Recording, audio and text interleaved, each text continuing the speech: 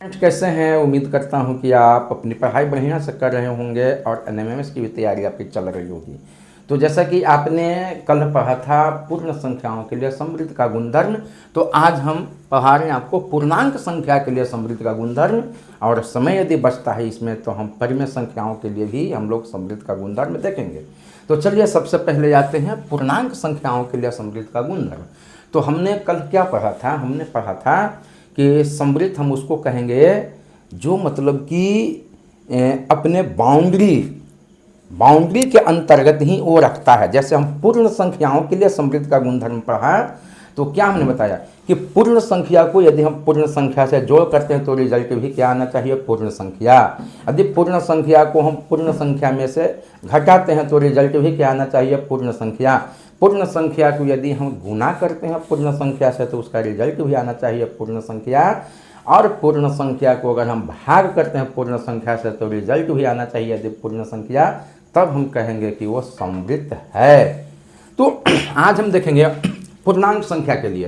तो देखिए पूर्णांक संख्या।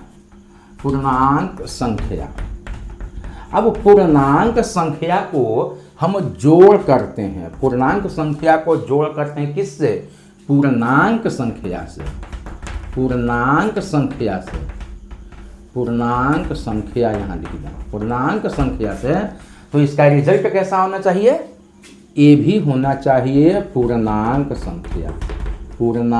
संख्या ही होना चाहिए इसका रिजल्ट। तब हम कहेंगे कि यह समृद्ध है, यानी इसका रिजल्ट जो है आना चाहिए पूर्णांक संख्या। अब हम पूर्णांक संख्या को यदि हम घटाव करते हैं तो रिजल्ट भी आना चाहिए क्या चीज, पूर्णांक संख्या। पूर्णांक संख्या को यदि हम गुना करते हैं तो रिजल्ट आना चाहिए क्या चीज, पूर्णांक संख्या। यदि हम पूर्णांक संख्या को भाग देते हैं पूर्णांक संख्या से तो इसका रिजल्ट क्या आना चाहिए, पूर्णांक संख्या ही। अगर ऐसे नियम को फॉलो करता है तो हम कहेंगे कि ये जो है समृद्ध गुणधर्म का पालन कर रहा है। तो पूर्णांक संख्या या तो जोड़ हो, घटाव हो, गुना हो, भाग हो। अब इसका रिजल्ट यदि आता है पूर्णांक संख्या तब हम कहेंगे कि समृद्ध है। यदि रिजल्ट पूर्णांक संख्या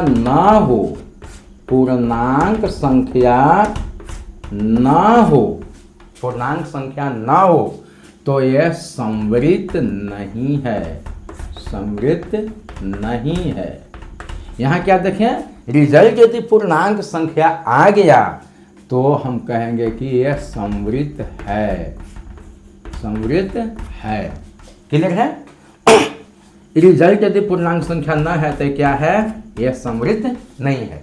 तो हम यहाँ पर देखते हैं पूर्णांक संख्याओं के लिए। तो पहले हम लेकर के चलते हैं पूर्णांक संख्या को, हम पहले लिख करके आपको दिखा देते हैं। तो हमने देखा था प्राकृत संख्या, गिनती की जाने वाली सभी संख्याएं जो पॉजिटिव होती हैं वो हो गया प्राकृत संख्या। पूर्ण संख्या, हम प्राकृत संख्या में 0 लगा देते हैं तो क्या हो जाती है, वो हो जाती है आपका पूर्ण संख्या। पूर्णांक संख्या में हम यहाँ क्या लगा देते, सभी माइनस वाले भी इन्फिनिटी तक जाते हैं तो भी ये हो जाता है क्या चीज़, पूर्णांक संख्या। तो जैसे हम यहाँ पर देखें कि 0,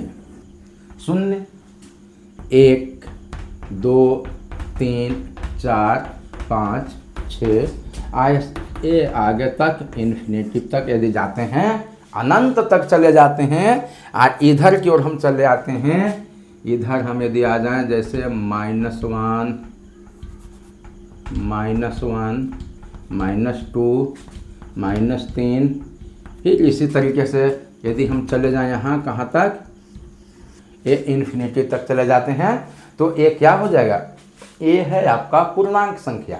अब हम यहाँ पर इस समृद्ध गुणधर्म कौन कौन पालन करता है, जोड़, घटाव, गुना, भाग में, इसकी हम जांच करेंगे।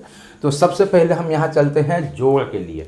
तो यदि हम पूर्णांक संख्या लेते हैं, कोई भी पूर्णांक संख्या लेते हैं, अब जैसे मान के चलिए कि -2,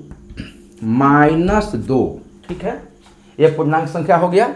आज जोड़ के लिए हम चले तो अगर हम -3 कर देते हैं, -3 कर देते हैं, तो यहाँ पर क्या रिजल्ट आता है, रिजल्ट इसका क्या आता है? तो यहाँ पर ध्यान दें, -2 आए प्लस माइनस क्या हो जाएगा, माइनस आइए हो गया 3, तो माइनस माइनस प्लस, लेकिन चिन्ह रहेगा क्या चीज, माइनस का। 3 और 2 कितना हो गया, 5, माइनस कितना हो गया, 5। अब यहाँ पर ध्यान दीजिए, ये -2 भी आपका है पूर्णांक संख्या, अब -3 भी है आपका पूर्णांक संख्या। तो दोनों को यदि हम जोड़ के गुणधर्म में कर रहे हैं तो भी यहाँ आ जाता है -5, ये भी क्या है, पूर्णांक संख्या। तो हम कहेंगे कि ये समवृत्त है, ये क्या है, समवृत्त है। जोड़ के लिए पूर्णांक संख्या क्या है, समवृत्त है। एक और हम यहाँ पर चेक कर लेते हैं जोड़ के लिए। जैसे मान के चलिए कि ये है 4, ये 4, ये क्या है आपका पूर्णांक संख्या है, और प्लस कर देते हैं हम, मान लेते हैं कि 0, ये भी आपका पूर्णांक संख्या है। तो 4 जोड़ 0 कितना हो गया, 4, ये भी आपका पूर्णांक संख्या हो गया। यानी पूर्णांक संख्या जोड़ पूर्णांक संख्या बराबर क्या हो गया, पूर्णांक संख्या। तो हम कहेंगे कि यह समवृत्त है, ये समवृत्त है। क्लियर है? एक आध उदाहरण और ले लेते हैं। जैसे ये 6 है, ये 6 है, हम यहाँ से ले लेते हैं -5 को ले लेते हैं, -5। अब देखिए यहाँ पर 6 क्या है आपका, ये पूर्णांक संख्या है, और -5 भी क्या है, पूर्णांक संख्या है। रिजल्ट क्या आ रहा है, 6 में से 5 गया, ये एक भी क्या है, पूर्णांक संख्या है। तो हम कहेंगे कि यह समवृत्त है। तो क्या निकल करके आया कि प्लस के लिए, जोड़ के लिए ये पूर्णांक संख्या क्या है, एक समवृत्त है, ये समवृत्त है। क्लियर है? तो अब आगे बढ़ते हैं, हम चेक करते हैं घटाव के लिए कि घटाव के लिए क्या पूर्णांक संख्या क्या समवृत्त नियम का फॉलो करता है या नहीं करता है। तो ध्यान देंगे, तो पूर्णांक संख्या कोई भी हम पूर्णांक संख्या ले लेते हैं। चलो कोई भी हमने ले लिया, 1 ले लिया, ये हम लोग देखा किसके लिए, जोड़ के लिए। चलिए घटाव के लिए आ जाए, घटाव के लिए आ जाते हैं। तो चलिए हम -1 ले लिया, -1, क्लियर है। और हम कोई भी संख्या प्लस वाला में ले या इसमें ले, चलिए माइनस से ही ले लेते हैं, -1 माइनस कितना, -2। अब इसको देखते हैं, -1 के अब माइनस कितना है, 2। ये क्या ये नियम का फॉलो कर रहा है कि नहीं घटाव के लिए। तो यहाँ पर देखते हैं, ये देखो सबसे पहले माइनस माइनस क्या हो जाएगा, यहाँ पर प्लस हो जाएगा, -1 प्लस कितना हो गया, 2 बराबर कितना हो गया। अब +2 में से -1 चला जाएगा, कितना हो जाएगा, +1 हो जाएगा।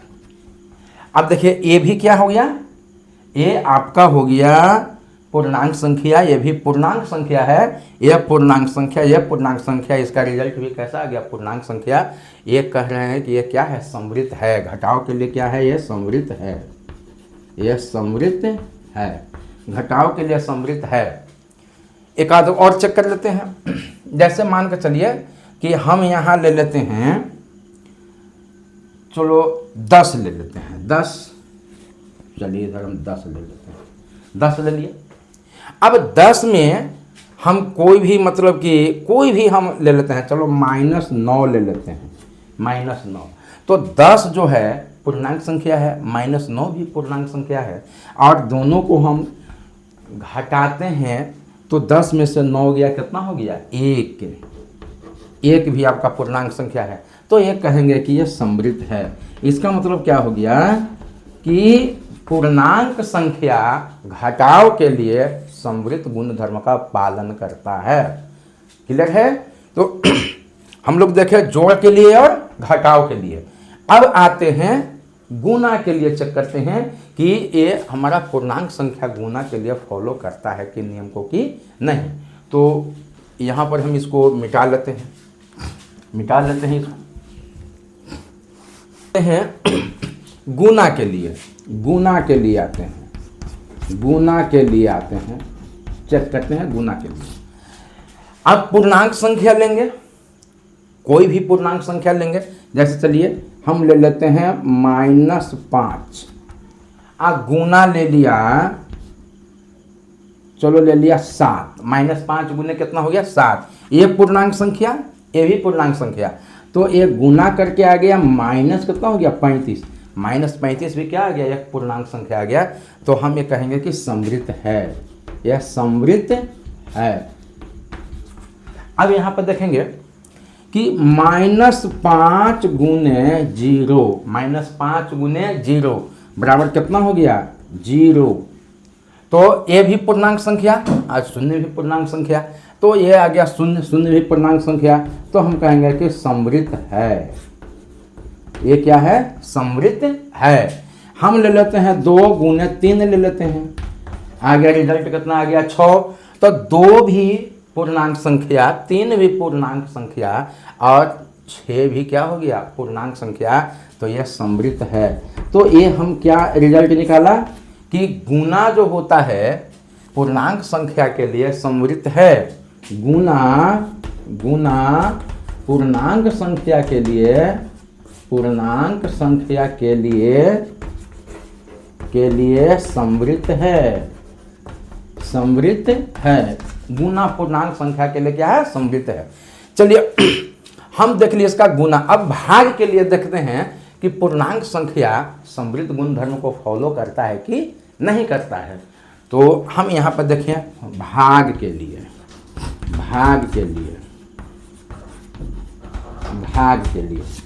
तो भाग के लिए देखें यहाँ, तो आप ध्यान देंगे पूर्णांक संख्या ले लेते हैं, 1 ले लिया हमने पूर्णांक संख्या, चलो माइनस ले लिया 7, अब भागा देंगे कितना से 6 से, -7 भागा कितना हो गया 6, तो इसका रिजल्ट कितना आ रहा है, तो रिजल्ट आ रहा है -7 बटे कितना आ गया 6, -7 बटे कितना आ गया 6। आप ध्यान दीजिए यहाँ, -7 भागा 6 बराबर आ गया -7 बटे 6।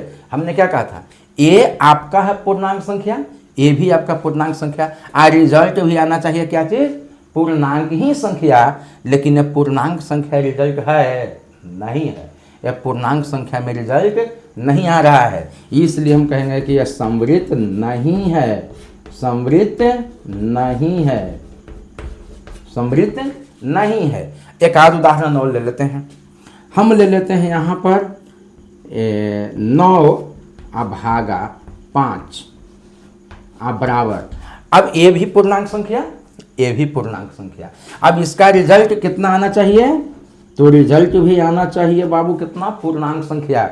देखिए पूर्णांक संख्या, रिजल्ट क्या है पूर्णांक संख्या है, सोचिए पूर्णांक संख्या है नहीं है, 9/5 पूर्णांक संख्या नहीं है, तो हम कहेंगे कि यह समृद्ध गुण धर्म को फॉलो नहीं करता, यानी समृद्ध नहीं है। तो हमें यहाँ 1 निकला, भाग के लिए पूर्णांक संख्या समृद्ध नहीं है। उम्मीद करता हूँ कि आप समझ रहे होंगे बढ़िया से। तो अभी तक हमने देखा पूर्णांक संख्या के लिए जोड़ घटाव गुना भाग के लिए कि ये समृद्ध गुण धर्म का फॉलो कर रहा है कि नहीं कर रहा है। चलिए अब हम आते हैं पूर्णांक संख्या हटा करके परिमेय संख्या के लिए, कि परिमेय संख्या के लिए ये समृद्ध गुण धर्म का फॉलो करता है कि नहीं करता है। तो पूर्णांक को अब हटा देंगे, अब ले आते हैं परिमेय संख्या, परिमेय संख्या के लिए।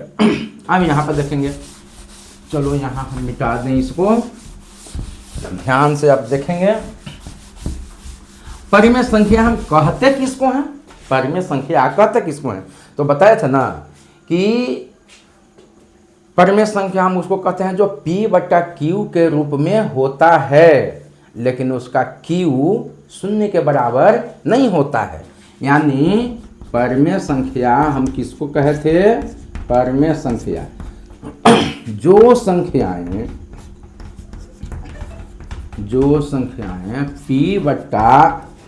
P/Q के रूप में होती हैं, P/Q के रूप में होती हैं, जहां P और Q, जहाँ P और Q एक पूर्णांक है। क्या है? पूर्णांक है। पूर्णांक समझे ना है? इसमें प्लस वाला भी होगा, माइनस वाला भी होगा, शून्य भी होगा। P और Q एक क्या है? पूर्णांक है। और Q नॉट शून्य, माने Q जो है शून्य के बराबर नहीं होना चाहिए। क्लियर है? तो ये हम लोग परिमेय संख्या के लिखे थे। अब परिमेय संख्या के लिए अब यहां पर देखेंगे क्या चीज है। अब पूर्णांक संख्या को हटा देते हैं। पूर्णांक संख्या को हटा देते हैं। क्लियर है?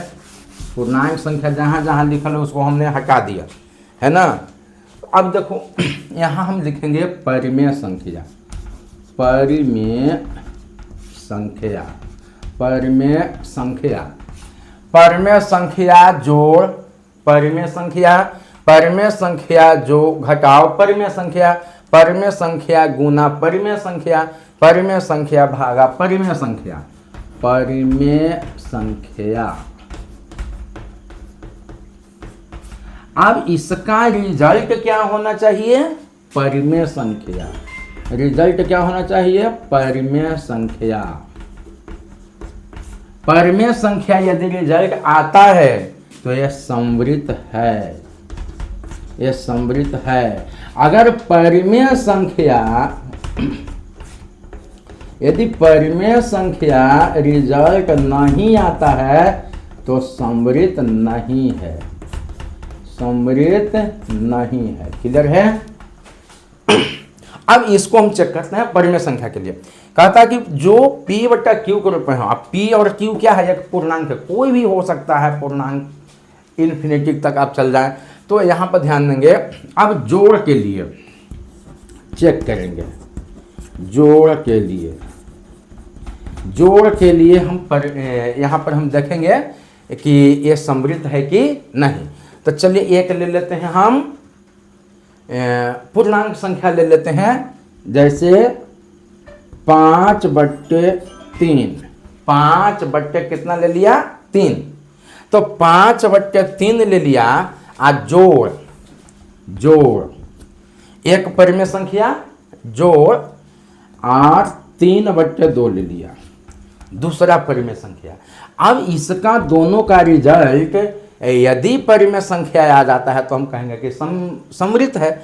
तो 3 और 2 का लघुत्तम कितना हो जाएगा? 6। अब 6 में भाग देंगे 3 से तो 3 दूनी 6, 2 और 2 में 5 से गुना कर देंगे, 5 दूनी 10 जोड़। और 2 से भाग देंगे 6 में, 2 तिहाई 6 और 3 से 3 में कर देंगे गुना, 3 तिहाई 9। ठीक है ना? 2 तिहाई 6, 3 तिहाई 9। अब यहाँ पर देखा हमने कि 10 9 19, 19 बटे कितना आ गया? 6। 19/6 भी एक परिमेय संख्या है। यानी 5/3 भी परिमेय संख्या, 3/2 भी परिमेय संख्या और 19/6 भी क्या हो गया? परिमेय संख्या। तो हम कहेंगे कि यह समृद्ध है। जोड़ के लिए समृद्ध है। समृद्ध है। ठीक है ना? अब यहां देखेंगे घटाव के लिए। घटाव के लिए, घटाव के लिए अब देखो इसी को हम -5/3 कर दें, आई घटाव 3/2 कर दें तो ये परिमेय संख्या, ये भी परिमेय संख्या। तो इसका रिजल्ट भी आना चाहिए क्या चीज? परिमेय संख्या। तो चेक कर लेते हैं रिजल्ट परिमेय संख्या आता है कि नहीं आता है। अगर रिजल्ट परिमेय संख्या आ जाएगा तो समृद्ध होगा कि नहीं होगा? होगा ना? तो चेक करिए। तो 3 और 2 का लघुत्तम कितना हो गया? 6 और 3 दूनी 6 और 5 दूनी 10, तो माइनस कितना हो गया? 10 और 2 तिहाई 6 और 3 तिहाई 9, माइनस कितना हो गया? 9। अब यहाँ पर देखिए माइनस माइनस कितना हो गया? प्लस। लेकिन चिन्ह रहेगा क्या चीज का? माइनस का। चिन्ह रहेगा क्या चीज का? माइनस का। भले प्लस हो गया है लेकिन चिन्ह कौन सी का रहेगा? माइनस का। तो -19 बटे कितना हो गया? 6। -19/6 ये परिमेय संख्या है कि नहीं है? ये भी परिमेय संख्या, ये भी परिमेय संख्या, ये भी परिमेय संख्या। तो यहाँ घटाव के लिए क्या हो गया है, समृद्ध गुणधर्म है ना, तो ये समृद्ध है, ये क्या है, समृद्ध है, क्योंकि इसका रिजल्ट भी आ रहा है परिमेय संख्या ही। अब करते हैं गुना के लिए। गुना के लिए चेक कर लो बाबू, गुना के लिए ये नियम लागू हो रहा है कि नहीं लागू हो रहा है। तो चलिए -5/3 ही ले लेते हैं, गुना 3/2 ही ले लेते हैं। तो अब एक नियम फॉलो कर रहा है गुना के लिए कि नहीं, तो 3 और 3 कट गया, तो कितना आ गया, -5 कितना आ गया, 2। अब ध्यान दीजिए, ये भी परिमेय संख्या, ये भी परिमेय संख्या, इसका रिजल्ट भी कितना आ गया, परिमेय संख्या आ गया। तो इसलिए ये किसका नियम को फॉलो कर रहा है, एक समृद्ध नियम का फॉलो कर रहा है। तो गुना भी क्या है, ये समृद्ध है। परिमेय संख्याओं के लिए गुना भी क्या है, समृद्ध नियम का फॉलो करता है। अब चेक करेंगे भाग के लिए, तो थोड़ा सा हम पहले मिटा लेते हैं, ऊपर में यहाँ पर मिटा लेते हैं।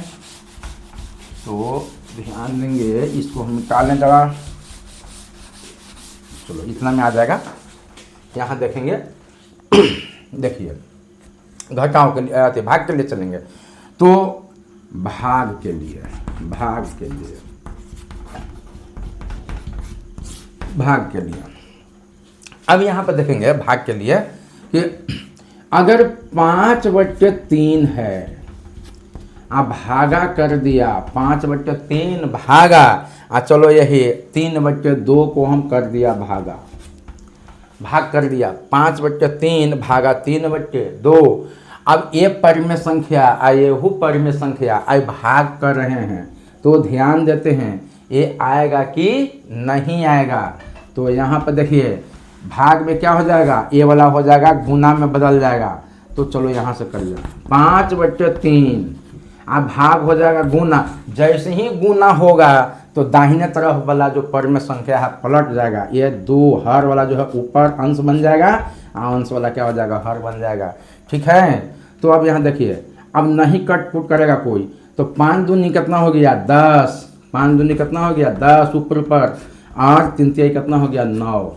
देखो आ गया ना, ए परिमेय संख्या, ए परिमेय संख्या, तो ये भी क्या हो जाएगा, परिमेय संख्या। क्लियर है। लेकिन एक और चीज़ आप देखिए, हम क्या कर रहे हैं कि यहाँ परिमेय संख्याओं के लिए समृद्ध गुणधर्म, परिमेय संख्याओं के लिए समृद्ध गुणधर्म एक हम देखते हैं कि यहाँ ध्यान देंगे 0/1, 0/1 ये भी परिमेय संख्या है या नहीं है, बताइए। तो परिमेय संख्या है ना। हर क्या कहता है कि वो 0 के बराबर ना होना चाहिए, तो 0 नहीं ना है, ये भी परिमेय संख्या है।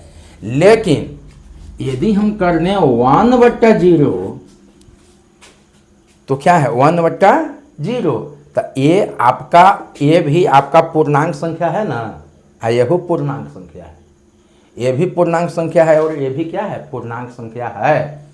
लेकिन ये हम कहेंगे कि परिमेय संख्या नहीं है। क्यों नहीं है, इसका Q जो होता है, Q यही ना Q है बाबू, E हो गया P, I हो गया Q, तो Q 0 हो गया। जबकि कहता है कि Q 0 नहीं होना चाहिए, E वाला Q जो है 0 के बराबर है, और जबकि नियम है कि Q को 0 नहीं होना चाहिए, Q को 0 नहीं होना चाहिए। तो अगर हम इसको रख करके जांच करते हैं तो देखिए क्या होता है। हम इसको जांच करें जरा सा रख करके 5/3 भागा, अगर हम जांच करते हैं कि 3/0 रख करके, 3/0 रख करके, तो क्या होगा, ये क्या होगा, ध्यान देंगे। अब यहाँ पर हम देखें कि 5/3 गुना 0 कितना हो जाएगा, 0/3, 0/3। तो यहाँ पर क्या हो गया, 5 में 0 से गुना हो गया 0, आज 3 तिहाई कितना हो गया 9, यहाँ पर आ जा रहा है, यहाँ पर आ जा रहा है। लेकिन नियम क्या कहता है कि कि ये जो है आपका ये परिमेय संख्या तो होगा ही नहीं, क्योंकि पी और क्यू पूर्णांक है, पूर्णांक कहता तो है, लेकिन ये क्यू नॉट क्या हो जाएगा, 0। क्यू शून्य के बराबर यहाँ हो गया, ये लागू नहीं हो, भले ही आ जा रहा है 0/9 आ जा रहा है, लेकिन यहाँ पर ये परिमेय संख्या ये नहीं होगा। तो हमें यहाँ पर आ गया, मिल गया यहाँ पर कि भाग के लिए परिमेय संख्या और परिमेय संख्या, परिमेय संख्या और परिमेय संख्या, ये क्या हो गया, एक आ गया परिमेय संख्या, समृद्ध है। ये क्या है, समृद्ध है, ये समृद्ध है। लेकिन एक सिचुएशंस में ये समृद्ध नहीं होता है, मात्र एक ही सिचुएशंस में, इसमें कि अगर हम इसको 5/3 भागा, अब परिमेय संख्या 0/3 कर लेते हैं, 0 बट्टा क्या कर लेते हैं, 3 कर लेते हैं, तो ऐसी स्थिति में क्या हो जाएगा, 5/3 गुना 3/0, तो एक कर जाता है 5 दिया 15 बटे कितना हो गया 0, इन्फिनिटी ना हो जाएगा ये, 15/0 क्या हो गया, अनंत, ये परिभाषित ही नहीं होगा। तो तब हम क्या कहेंगे कि ये नियम जो है समृद्ध नहीं है, समृद्ध नहीं है, एक ही सिचुएशंस में ये समृद्ध नहीं है। तो हमने क्या बताया था कि पूर्ण रूप से यदि समृद्ध होता है तो हम कहेंगे कि परिमेय संख्या भागा परिमेय संख्या बराबर परिमेय संख्या ही आना चाहिए। तो ये आपका मतलब कि परिमेय संख्या तो है ही नहीं है, ये परिमेय संख्या तो क्या है ही नहीं, क्यों, क्यू हो जा रहा है क्या चीज़, 0। एक ही सिचुएशंस में नहीं होता है, लेकिन माना जाता है कि ये भाग के लिए भी परिमेय संख्या क्या होता है, ये समृद्ध होता है। कहीं कहीं पर माना जाता भी है कि ये समृद्ध नहीं होता है। तो कंफ्यूज नहीं होंगे, यह समृद्ध मतलब कि इसमें ज़्यादा तौर पे मान लिया ही जाता है। तो धन्यवाद। हम मतलब कि आपको बताया पूर्ण संख्या के लिए समृद्ध गुणधर्म और परिमेय संख्या के लिए समृद्ध का गुणधर्म बताए, तो आपको समझ में आया होगा और इससे जो प्रश्न आएगा आप अवश्य ही बना लेंगे। धन्यवाद।